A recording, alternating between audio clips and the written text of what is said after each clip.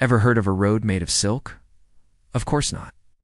But for over 1,500 years, there was a network of routes so important for the silk trade that we call it the Silk Road. And let me tell you, it was so much more than just a path for fancy fabrics.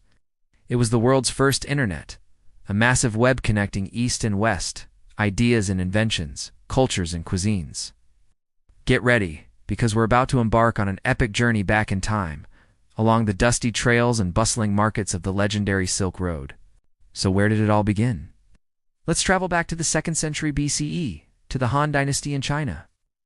The Emperor Wu, was a pretty ambitious guy. He was having some trouble with nomadic tribes to the north, the Xiongnu, and he needed allies. So he sent a diplomat named Zhang Qian on a mission to the west. The goal was to find a group called the Yuezhi and convince them to fight the Xiongnu together. Zhang Qian's journey was anything but easy. He was captured by the Xiongnu and held prisoner for 10 years. Can you imagine?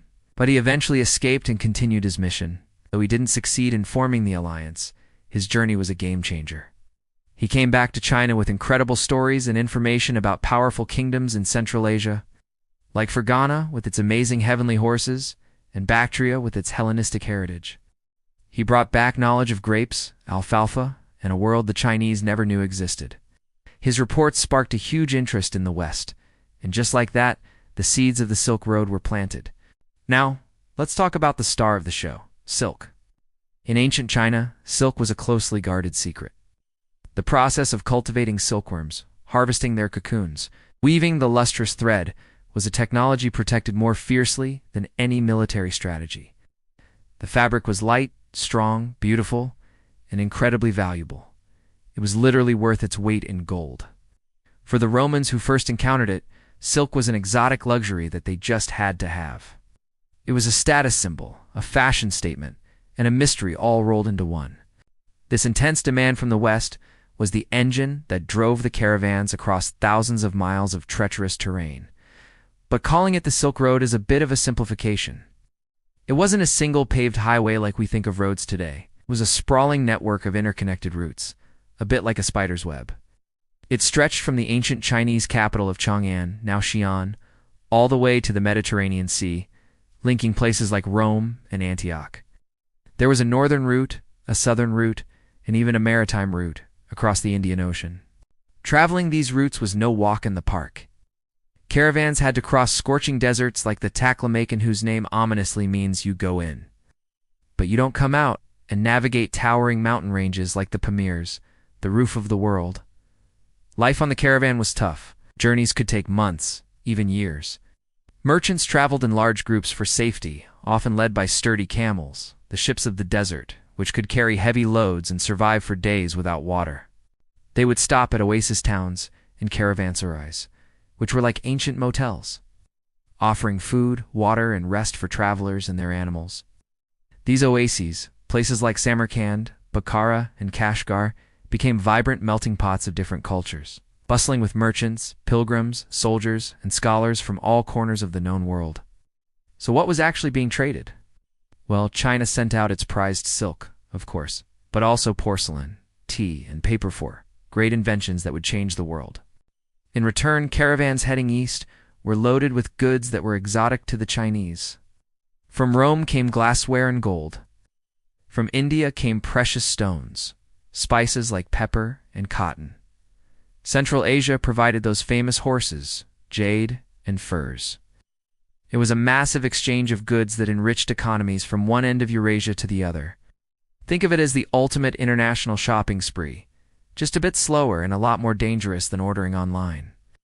But the most incredible things traded on the Silk Road were things you could hold in your hand. They were ideas, technologies, religions, and cultures. This is what truly makes the Silk Road so fascinating. For instance, Buddhism, born in India, traveled east along these trade routes. Monks carrying sacred texts journeyed to China, and soon, magnificent Buddhist cave temples, like the Mogao Caves near Dunhuang, began to appear along the path, filled with stunning art that blended Indian, Central Asian, and Chinese styles. The Silk Road became a highway for faith, spreading not just Buddhism, but also Christianity, Manichaeism, and later Islam, across vast distances. Technology also hitched a ride on the camel caravans. The Chinese invention of paper, for example, slowly made its way west. It reached the Islamic world, where it fueled a golden age of science and literature, and eventually made it to Europe, paving the way for the printing press and the Renaissance. Gunpowder, another Chinese invention, also traveled west, and we all know how that changed warfare forever. Even the stirrup, a simple but revolutionary piece of horse equipment from Central Asia, spread in both directions, changing how battles were fought on horseback. And let's not forget about the food. The next time you enjoy a dish with carrots, pistachios, or walnuts, you might have the Silk Road to thank.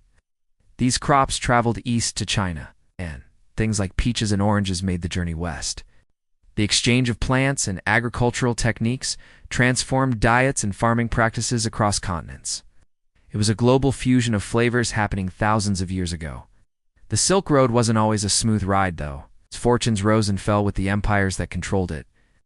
During periods of stability, like under the Tang dynasty in China or the Mongol Empire, trade flourished. In fact, the Mongols, under leaders like Genghis Khan and his successors, created the largest land empire in history. While they had a reputation for being fierce conquerors, they also made the Silk Road safer than ever before. They established a system of passports and relay stations that made travel faster and more secure. It was during this Pax Mongolica, or Mongol Peace, that famous European travelers like Marco Polo made their legendary journeys to the east, bringing back incredible tales of the court of Kublai Khan. So why did this incredible network eventually decline? A few factors came into play. By the 15th century, new maritime technologies were making sea travel faster, cheaper, and more efficient. European powers like Portugal and Spain started exploring sea routes to Asia, bypassing the old land routes. The discovery of a sea route around Africa's Cape of Good Hope was a major turning point. At the same time, the big empires that had once protected the Silk Road began to weaken and fragment, making overland travel more dangerous again. The flow of goods and ideas slowed to a trickle, and the once bustling oasis cities faded into quiet backwaters. But the legacy of the Silk Road is all around us.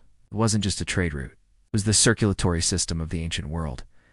It proved that human connection, curiosity, and the desire for exchange are powerful forces that can overcome immense distances and formidable barriers. It laid the groundwork for our modern globalized world, showing that when different cultures meet, the result is not conflict, but an incredible explosion of innovation, art, and knowledge. Today, there's a new Silk Road initiative, a massive infrastructure project aiming to reconnect Asia, Europe, and Africa. It's a testament to the enduring power of that ancient idea, the idea that connecting people leads to prosperity and progress. The story of the Silk Road is a reminder that our world has always been interconnected. The next time you sip a cup of tea or see a beautiful piece of art, take a moment to think about the incredible journey of ideas and goods that might have brought it to you. A journey that may have started centuries ago on a dusty trail in the heart of Asia.